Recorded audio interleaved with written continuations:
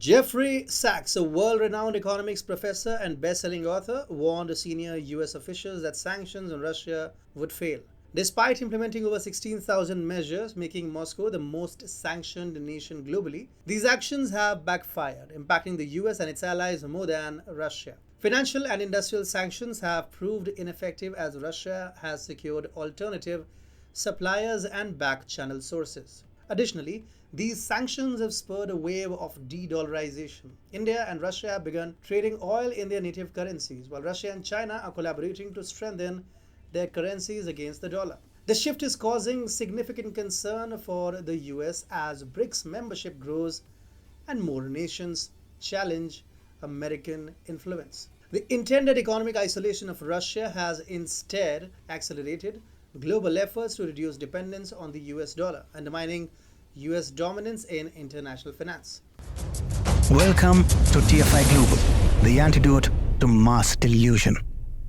Dalip Singh, the US Deputy National Security Advisor for International Economics, recently underscored a troubling reality. Russian weaponry continues to thrive, fueled by electronic components originating from the US and its allies. Singh's remarks, as reported by Bloomberg on May 28th, shed light on the disconcerting fact that a significant portion of Russian battlefield armaments contain US or allied branded components. Efforts to stem this flow have proven challenging, with the US and its allies grappling to impede the movement of these vital parts to Russia. Urgent calls have been made to companies urging them to prevent the exploitation of these components in the ongoing conflict in Ukraine. The US adopts a multifaceted strategy to levy financial and industrial sanctions against Russia. At its core is the Treasury Department's Office of Foreign Assets Control (OFAC), charged with blacklisting entities tied to the Russian government or military. Financial restrictions, freezing assets, and curtailing transactions constitute a vital aspect of the sanctions regime, alongside export controls managed by the Commerce Department's Bureau of Industry and Security (BIS). These controls aim to curtail the transfer of goods, technologies, and software to Russia, thereby limiting its access to crucial advanced technology pivotal for its military and industrial sectors. However, these measures have faltered in achieving their intended outcomes. Some countries, particularly those heavily reliant on Russian energy, have refrained from fully implementing sanctions, creating vulnerabilities in their effectiveness. Russia has adeptly sought alternative suppliers for goods and technology, blunting the impact of export controls.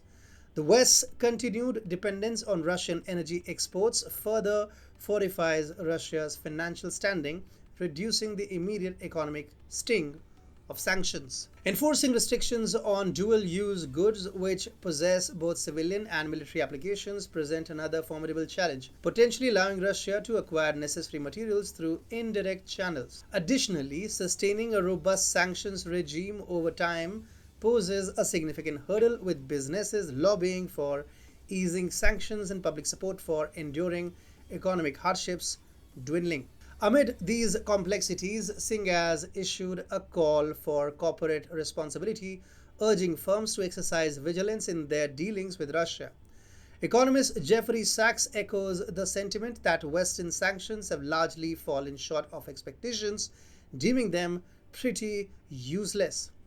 Vladimir Putin, the Russian president, has benefited from the unintended consequences of Western sanctions, recognizing them as opportunities for the Russian economy's growth. Sachs highlights the flawed assumption of US officials who believe Russia would succumb to financial sanctions or military pressure. He emphasizes Russia's adaptive strategies continue profiting Russian economy despite sanctions. Moreover, Sachs criticizes US neocons for disregarding warnings against driving Russia and China together, noting the potential ramifications for the global economy, including a reduction in the dollar's role as a store of value and in foreign exchange reserves. US sanctions have failed to cripple Russia economically, but have inadvertently accelerated global de-dollarization. US sanctions have affected the US dollar's function as a medium of exchange, encompassing its utilization in trade, global banking, and foreign exchange transactions. More and more nations are looking forward to a multipolar world with less influence of the US.